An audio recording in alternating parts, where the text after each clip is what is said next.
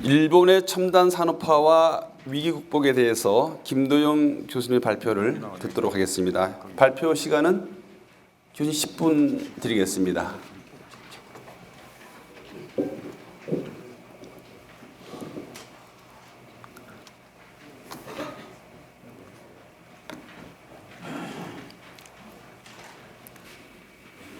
네, 소개받은 김도영입니다.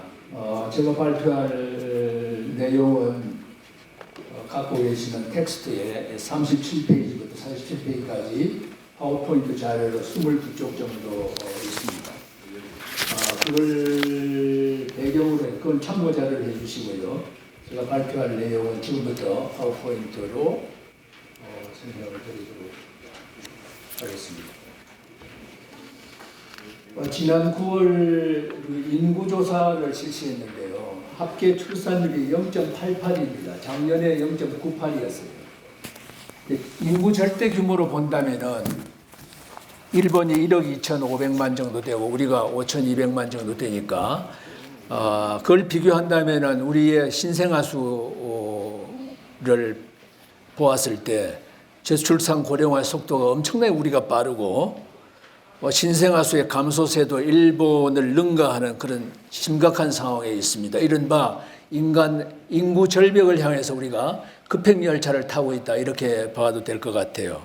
그래서 3, 40년 후가 되면은 인구 규모 자체가 줄고 제4차 산업혁명의 본 궤도에 오르면서 AI가 인간의 능력을 능가하는 이른바 싱귤레리티에 도달해 가게 되면 일자리가 엄청나게 줄고 또 엄청난 불평등 사회가 도래할 것이다. 이렇게 우려가 예상되고 있습니다.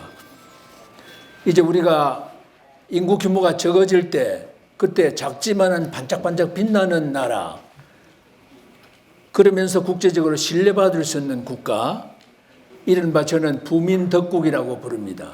이 부민덕국을 향해서 가는 긴 여정에 대해서 정 원장님이 발표를 하셨습니다. 전 전적으로 동의를 합니다. 이걸 보완하는 의미에서 부민덕국으로 나아가기 위한 필요한 조건이 저는 우리가 가지고 있는 제조업의 강국의 컨텐츠를 스마트화하는 쿨 코리아로 만들어가는 그런 전략이 구사되어야 되겠다. 이런 점에서 일본의 경험을 함께 공유하고자 합니다. 이른바 80년대는 일본의 세기라고 했습니다. 10년간 미국을 능가했습니다. 그때 꽃피운 것이 메카트로닉스 혁명이었습니다. 미케닉스와 일렉트로닉스가 융합을 하는 융합 전략의 꽃을 피워서 세계를 제패하기 시작을 했습니다. 거기에는 일본의 장인들의 피와 땀의 결정이 메이드 인 저펜이라고 하는 제품으로 그 넓은 미국 시장을 선점하기 시작을 했습니다. 그 장인 정신, 데일리 인프루먼트입니다. 이른바 일본말로 가이젠, 개선 노력이라 그럽니다. 매일같이 실시간으로 개선해가는 그런 프로세스 이노베이션이 이른바 프로덕트 이노베이션으로 바뀌면서 신제품을 만들어서는 일본 국내 1억 2천의 큰 시장에서 먼저 테스트를 받고 불량품을 검증한 뒤에 미국 시장을 선점하기 시작을 했습니다. 불량률이 엄청나게 떨어지는 그런 새로운 시대를 미국의 소비자들이 맞이하게 된 것이죠. 너무 이렇게 잘 나가다 보니까 중상주의적인 그런 사고에 젖어가지고 수출은 엄청나게 하는데 수입은 가능하면 줄이겠다고 하는 그런 사고방식 때문에 통상마차를 유발을 하고 1985년에 5개의 강국이 일본을 쪼우기 시작을 해서 엔화 강세로 일본을 압박하기 시작을 했습니다. 근데 그런 가운데서도 일본은 엔화가 강세가 되면 달러의 표시로 수출 가격이 올라감에도 불구하고 가능하면 수출 가격을 안 올리려고 엄청 노력을 했습니다. 어떻게 마른 수건도 다시 짜자 하는 토요다의 방식을 가지고서 계속해서 수출을 늘려갔습니다. 이러다 보니까 미국이 이제 화가 나서 너희들 수입을 개방을 할래? 아니면 내수를 확대할래? 두 가지 중 하나를 선택을 해라. 수익 개방하려고 하면 엄청난 기득권 세력이 반발을 하기 때문에 내수 확대를 길을 가기 시작을 했습니다. 그래서 구조개혁은 그냥 마다하고서 초저금리에 이 자금을 풀어서 내수를 확대하게 되니까 규제개혁을 안 했으니까 부동자금이 갈 곳이 없으니까 주식과 부동산 시장으로 몰렸습니다. 그래서 부동산 버블이 일기 시작을 했습니다. 이거 큰일 났구나. 그래서 부동산 버블을 끄기 위해서 초금리, 맞지만 고금리 정책을 3년간 실시를 했습니다. 그러다 보니까 거품이 엄청나게 꺼졌습니다. 그래서 자산과 부동산, 맞으면 빈자들이 속출하면서 은행과 기업이 동시에 무너지기 시작을 합니다. 근데 은행은 불실채권을 갖고 있기 때문에 금융 대출에 선뜻 나서지 않게 됩니다. 근데 피가 돌지 않게 되니까 실물 경제가 망가지기 시작을 합니다. 그래서 정부가 나서서 재정 지출을 경기 부양을 실시를 합니다. 재정 적자가 쌓이게 되니까 실물 경제가 파괴되기 때문에 세수가 더 들어오지 않는 상황에서 지출을 감행하다 보니까 재정 적자가 엄청나게 늘어나기 시작을 했습니다.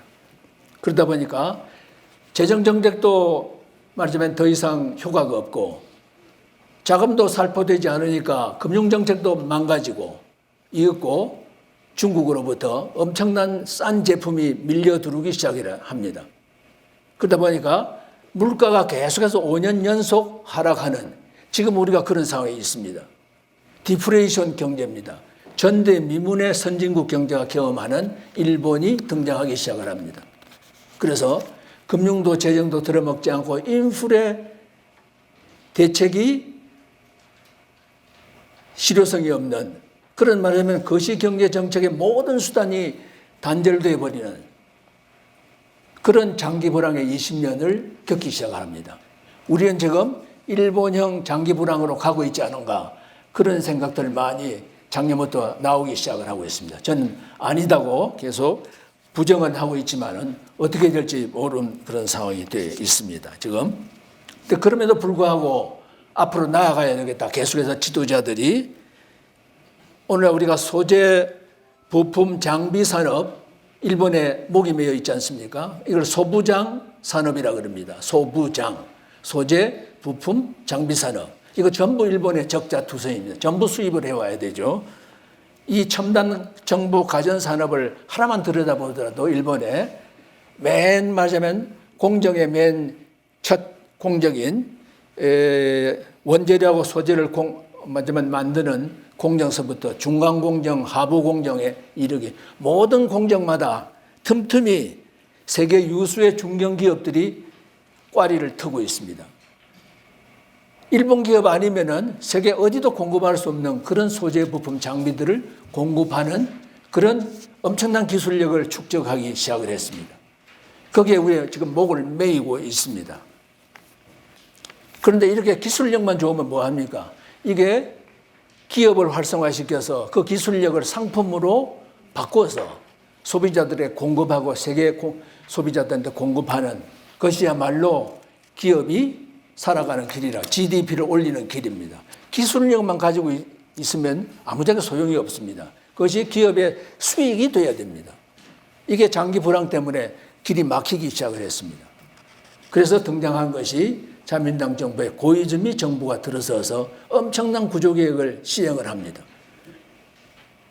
이른바 제조업하고 정 원장님 발표하셨지만 제조업과 서비스업을 융합을 해서 새로운 신상품을 만들 수 있도록 규제를 철저하게 개혁해가지고 규제 혁파를 정권에 맞으면 스로건으로 내걸고 개혁 없이는 성장 없다. 이렇게 간단한 프레이즈로 지도자가 5년간 정부를 이끌었습니다. 그래서 개중에는 기득권자들이 경기 부양을 해야 살아난다 하는 요구를 거세게 해오지만은 일체 무시해버렸습니다. 강력한 리더십을 발휘해서 5년 6개월 동안 장기 집권하면서 경기를 상승 국면으로 이끌었습니다. 이렇게 되다 보니까 당연히 이런 자유화라든지 이런 말하자면 이 원칙을 강구했던 나머지 소위 말 신자유주의적인 개혁을 밀어붙였죠. 그러다 보니 당연히 후유증이 나타날 수밖에 없습니다. 불평등 사회, 격차 사회가 도래하게 됩니다.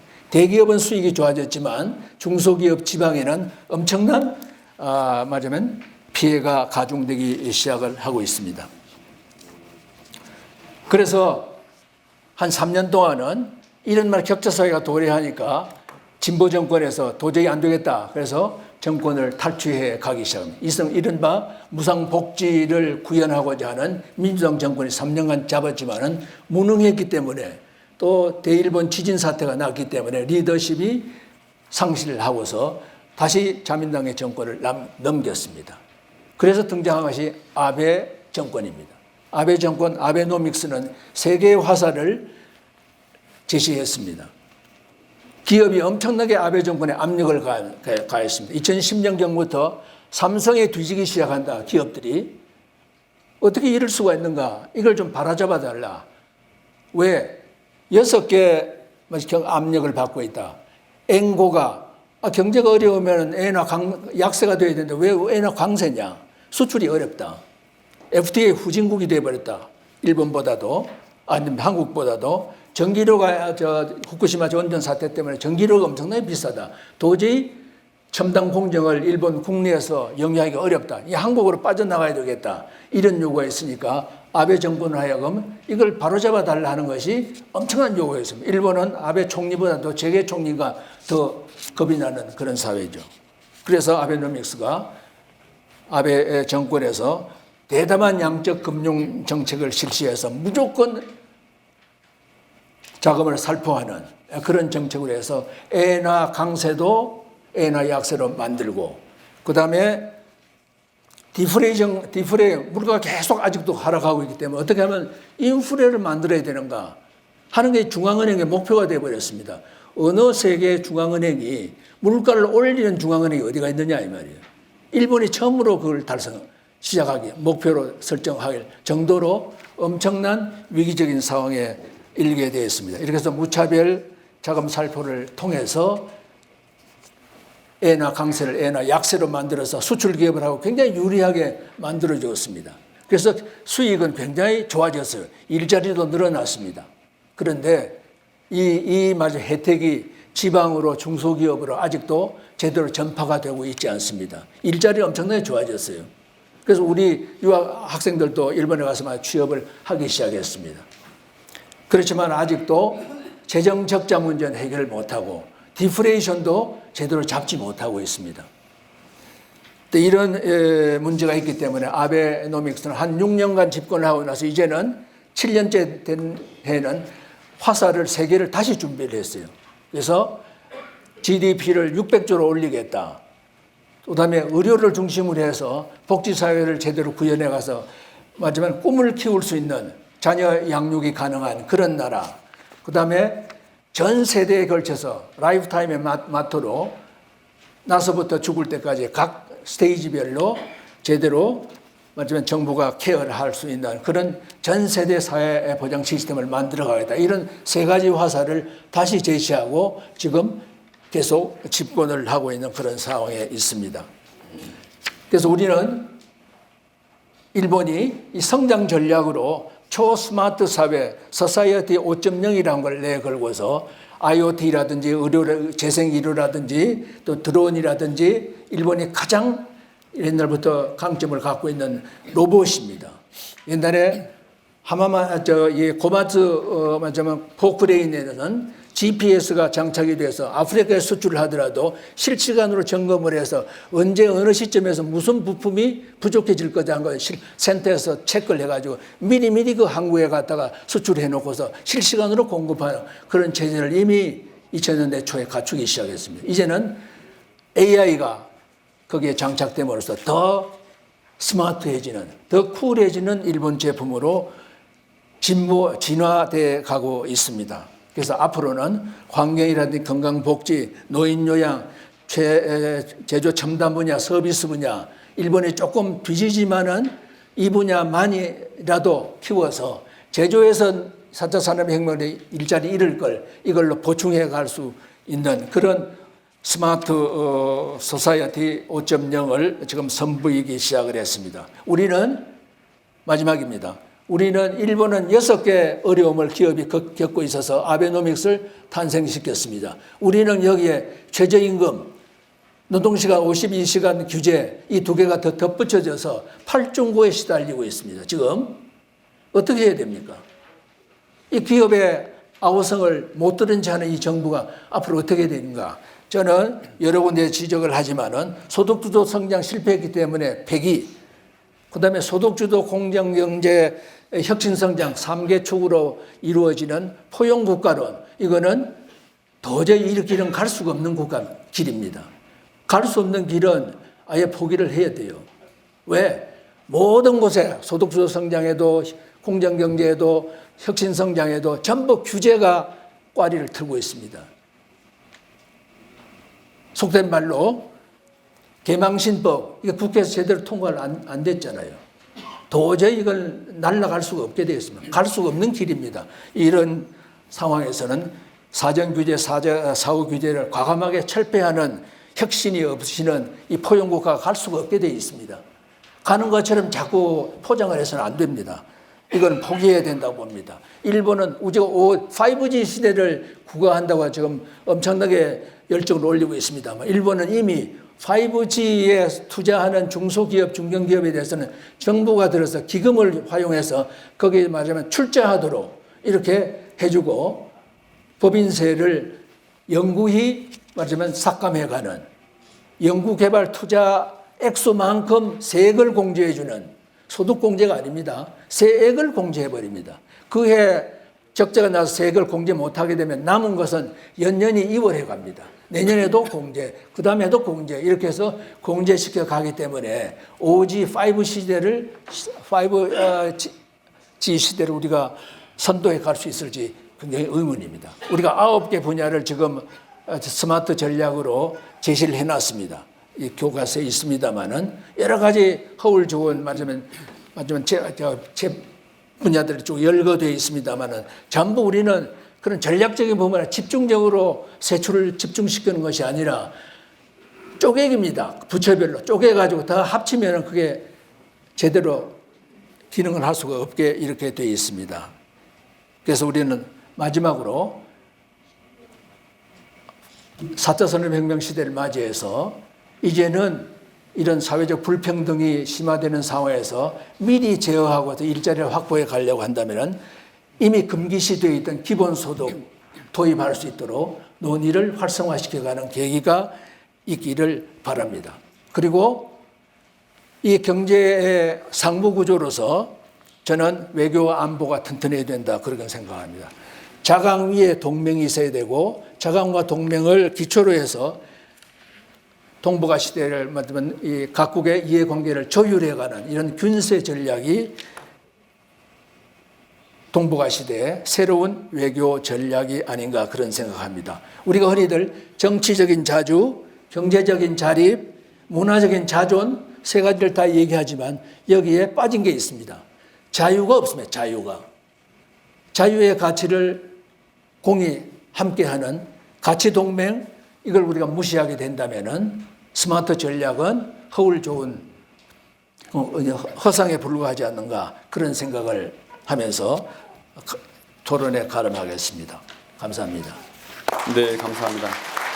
아주 많은 내용을 짧은 시간에 하시느라고 부지런히 했습니다. 근데 이제 내용 중에서 보니까